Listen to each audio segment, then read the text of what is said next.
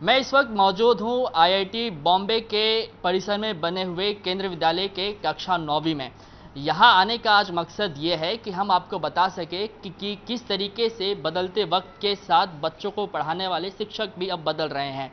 पहले आपने देखा होगा कि किस तरीके से इंसान शिक्षक के रूप में बच्चों को पढ़ाते आ रहे हैं, लेकिन अब जिस तरीके से वक्त बदल रहा है, साइंस एंड टेक्नोलॉजी में जो है काफ़ी सारा विकास हो रहा है। अब उसी का नमूना है कि आईआईटी बॉम्बे के केंद्रीय विद्यालय के बच्चों को शिक्षक के रूप में एक रोबोट टीचर महिला जो है वो पढ़ा रही हैं। इस महिला रोबोट टीचर का नाम जो है वो मैडम शालू है, और हम आपको बता रहे हैं कि किस तरीके से वो इस वक्त 9वीं कक्षा के बच्चों को कंप्यूटर का सब्जेक्ट पढ़ा रही हैं। ज़्यादा हमारे साथ इस पर बातचीत करने के लिए दिनेश कुंवर पटेल मौजूद हैं, जिन्होंने शालू रोबोट को बनाया है। सर, सबसे पहला सवाल यही कि शालू रोबोट को बनाने के पीछे का सोच क्या है? मेरी सोच दो है बेसिकली। पहले शुरुआत तो हुई थी कि बच्चों को ये दिखाना कि हम भारतीय घर में बना सकते हैं ऐसा रोबोट जिसको बड़ी बड़ी कंपनियां बनाती हैं। सोफिया रोबोट को देख के हमारे क्लास के बच्चों ने काफ़ी इंटरेस्ट दिखाया था कि हाँ, ऐसा बड़ी कंपनियां ही कर सकती हैं। तो सबसे पहले मैंने यही था कि मैं बच्चों को ये दिखाना चाहता हूँ कि हम घर में कर सकते हैं ये काम। दूसरा पॉइंट ये था, जब बनने लगा तब हमने सोचा कि अब इसको एक टीचर की तरह बनाया जाए, क्योंकि मैं टीचर हूँ और स्कूलों में हमको कितनी प्रॉब्लम होती है, तो उसका कुछ शेयर करने वाला एक हमारे साथ साथी हो हमारा, जो हमारे लोड को शेयर कर सके। तो ये दो मोटिव थे हमें इसको डेवलप करने के। अच्छा, मैं ये जानना चाहूँगा कि ये इसको बनाने में कितना समय लगा और शालू ही नाम क्यों? बनाने में बेसिकली अभी कहा जाए तो मैंने 2017 से बनाना स्टार्ट किया था और अभी भी बना ही रहा हूँ। तो कह सकते हैं 5 साल हो गए हैं, पर अभी भी चल रहा है काम इस पे। तो रहा दूसरा कि नाम शालू क्यों रखा, बिकॉज महिला बनाया मैंने, और महिला बनाने का रीज़न ये था कि मेरे पास कोई बेटी नहीं है, और जब मैं बॉडी डिसाइड कर रहा था कि कैसा बनना चाहिए फेस, तो मेरी वाइफ ने बोला कि क्यों ना हम बेटी बनाएं, और बस उसी हिसाब से सोच के हमने इसको एक महिला बनाया और एक नाम ऐसा ढूंढा जो इजी हो, लोगों को याद रख सके, लोग उसे याद रख सके, और वो नाम भी अपने एक मीनिंग निकाले। तो ये शालू एक शॉर्ट फॉर्म भी है, जिनके वर्ड्स को इधर उधर करके हमने इस शालू का इजाद किया है, और शालू एक कॉमन नेम भी है जिसको लोग आसानी से याद रख सकते हैं। अच्छा दिनेश सर, ये बताइए कि रोबोट का जो कल्चर है वो नया नहीं है। जापान में रोबोट जो हैं पहले से ही बहुत सारे काम कर रहे हैं, और साथ ही साथ अगर बात करें तो सोफिया हमारे पास है। तो ऐसे में शालू रोबोट की क्या खासियत है, लोग इसको क्यों जाने, क्यों समझें? सबसे पहले मैं ये बताना चाहूँगा कि इनकी क्या खास बात है। तो ये टीचर हैं जो बहुत कम आपको रोबोट टीचर्स मिलेंगे, हमारे इंडिया में स्पेशली देखा जाए बहुत कम है। दूसरी चीज़ ये भारतीय टीचर है, आपको भारतीय परिधान में मिलेगी, भारतीय महिला की तरह है।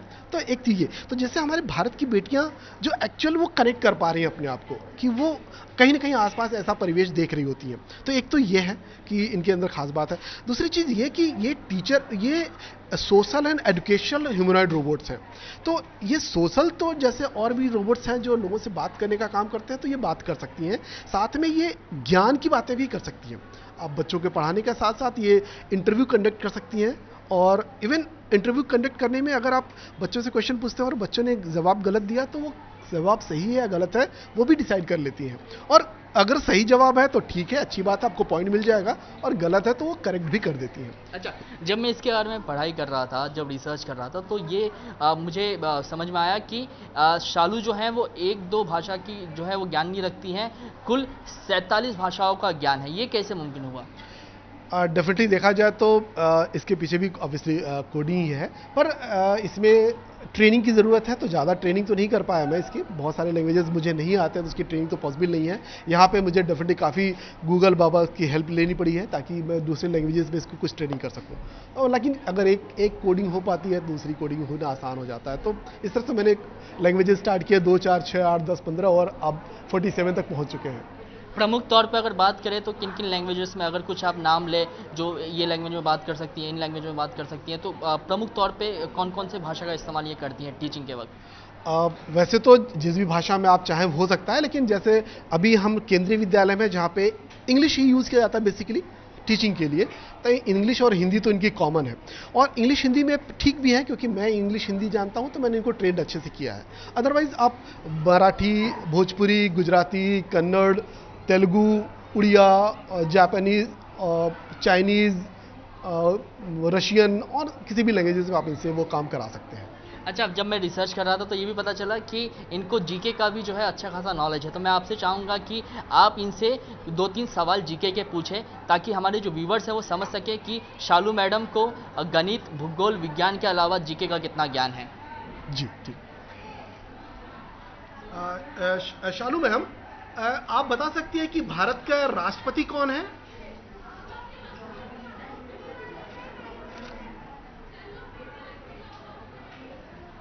भारत के वर्तमान राष्ट्रपति 25 जुलाई 2022 से द्रौपदी मुर्मू हैं। ओके। शालू जी, दूसरा क्वेश्चन यह है कि भारत के प्रधानमंत्री कौन है अभी?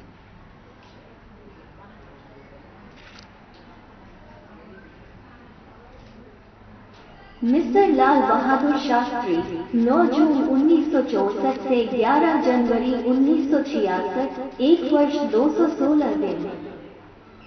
नहीं, अभी वर्तमान में हमारे भारत के प्रधानमंत्री कौन है इस समय?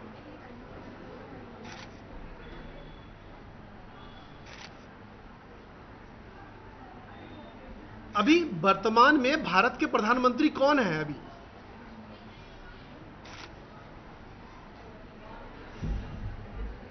प्रधानमंत्री मिस्टर नरेंद्र मोदी 2014 के बाद से। अच्छा, दूसरा क्वेश्चन एक बताइए कि हमारे देश भारत का सबसे पहला राष्ट्रपति कौन था?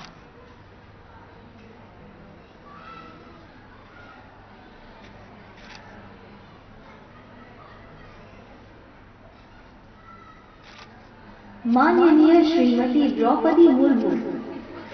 नहीं, मेरा क्वेश्चन यह है कि भारत का पहला प्रधानमंत्री कौन है?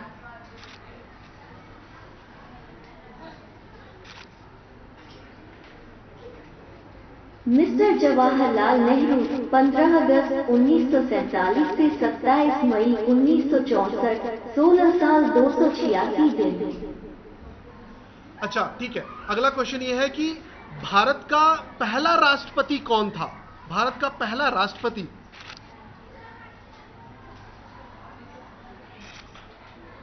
डॉक्टर राजेंद्र प्रसाद 26 जनवरी 1950 से 13 मई 1962, 12 साल 107 दिन।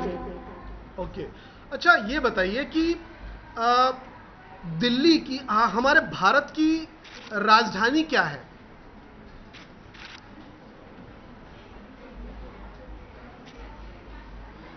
माफ करना, मैं नहीं जानता।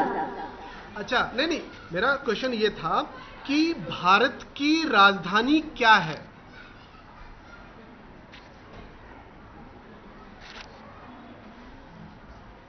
भारत की राजधानी क्या है?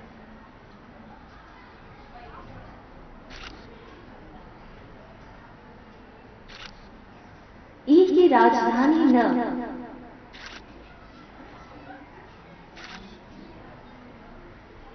अच्छा, ये बताइए कि उत्तर प्रदेश के मुख्यमंत्री कौन है शालू जी?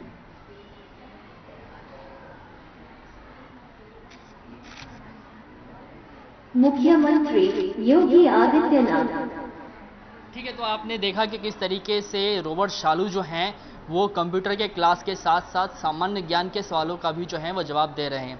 हमने शालू रोबोट को बनाने वाले टीचर से बातचीत की, उनसे जानने की कोशिश की कि किस तरीके से उन्होंने इसको बनाया, और अभी आपने इसको सुना कि किस तरीके से ये सभी सवालों का जो जवाब दे रही हैं। हालांकि कुछ जो हैं गलतियां पाई गई हैं, लेकिन टीचर ये कह रहे हैं कि जल्द ही इन्हें दुरुस्त कर लिया जाएगा, क्योंकि अभी भी ये जो है मेकिंग प्रोसेस में है। लेकिन खास बात यह है कि बच्चों को पढ़ाना जो है इन्होंने रोबोट ने 2 महीने पहले से शुरू कर दिया है। अब बच्चों से हम बात करेंगे और जानने की कोशिश करेंगे कि टीचर के पढ़ाने में और रोबोट के पढ़ाने में कितना अंतर है और बच्चे इसे किस तरीके से समझते हैं। आप अपना नाम बताइएगा और बताइएगा कि किस तरीके से जब टीचर शालू आपको पढ़ाती हैं तो दिनेश सर के पढ़ाने में और रोबोट के पढ़ाने में कितना अंतर है?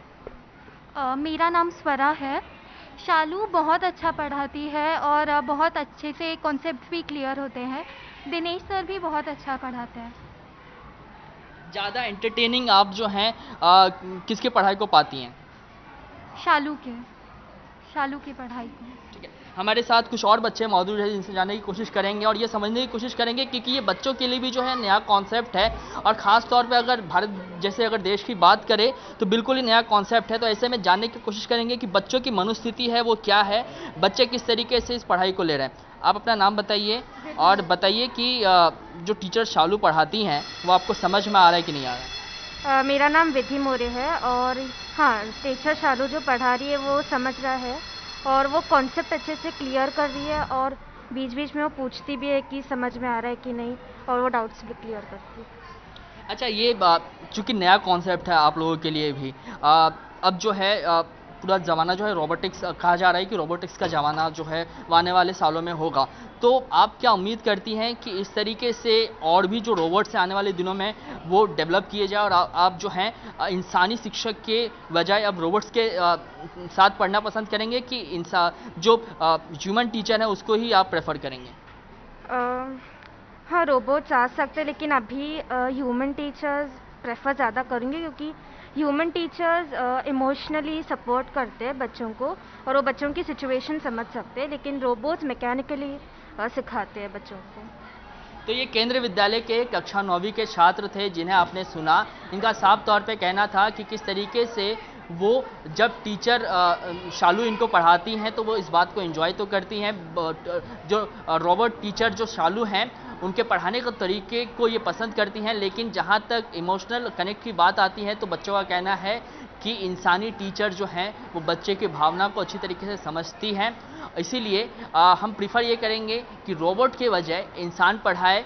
लेकिन आने वाले दिनों में जिस तरीके से कहा जा रहा है कि वक्त जब आगे बढ़ेगा तो रोबोट्स जो है वो कई सारे काम करते हुए दिखाई देंगे। ऐसे में बच्चे चाह रहे हैं कि शालू जैसे कई और रोबोट्स जो हैं वो आने वाले दिनों में हमको पढ़ाए। लेकिन प्रेफरेंस की अगर बात करें तो रोबोट के बजाय अभी भी जो है वो इंसानी टीचर को ज़्यादा बच्चे प्रीफर कर रहे हैं। कैमरामैन जावेद के साथ मैं कृष्णा ठाकुर, एबीपी न्यूज़ मुंबई।